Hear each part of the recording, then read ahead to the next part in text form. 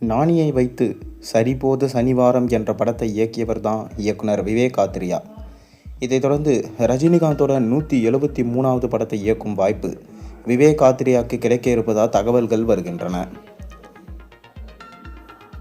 ரஜினிகாந்த் அடுத்தடுத்து பல படங்களில் கமிட் ஆகிட்டு வராரு. மேலும் ரஜினிகாந்தோட நடிப்பில் ஜெயிலர் 2 படம் அடுத்த வருஷம் ஜூன் மாதம் வெளியாக இருக்குது.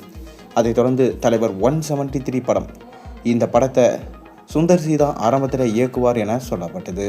ஆனால் தற்போது சுந்தர்சி அந்த படத்திலிருந்து வெளியே போயிட்டார்.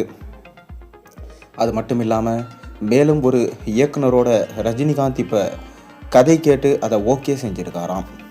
தெலுங்கில் நானி நடிப்பில் வெளியான சரிபோத சனிவாரம் என்ற படத்தை இயக்கிய விவேக் ஆத்ரியா தான் சமீபத்தில் ரஜினிகாந்தை சந்தித்து கதை சொல்லியிருக்காரு.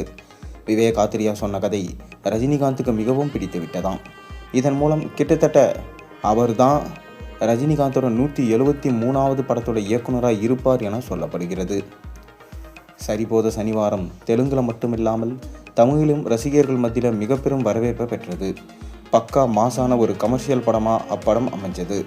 அதைத் தொடர்ந்து விவேக் ஆத்ரியா இப்போ ரஜினியை சந்தித்து கதை சொன்னதாக சொல்லப்பட்டது. ஆனால் இது எந்த அளவுக்கு உண்மையான தகவலாக இருக்கும் என தெரியவில்லை. தற்போது அந்த கதையை ரஜினிகாந்திடம் பக்கா மாஸ் கமர்ஷியல் கதையாக சொல்லியிருக்காராம்.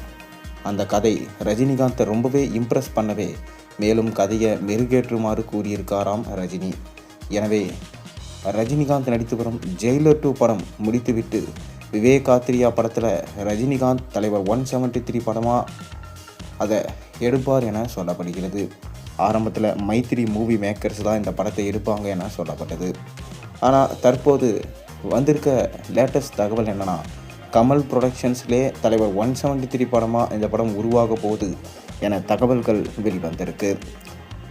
எது எப்படி இருந்தாலும் ஒரு கமர்ஷியலான காமெடி என்டர்டெய்னர் படமாக இருந்தால் ரஜினிகாந்த் ரசிகர்களுக்கு ரொம்பவே செம ஹாப்பியாக தான் இருப்பாங்க.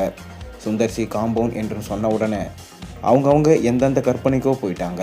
ஆனால் கடைசியில் அந்த காம்போ ட்ராப் ஆனது.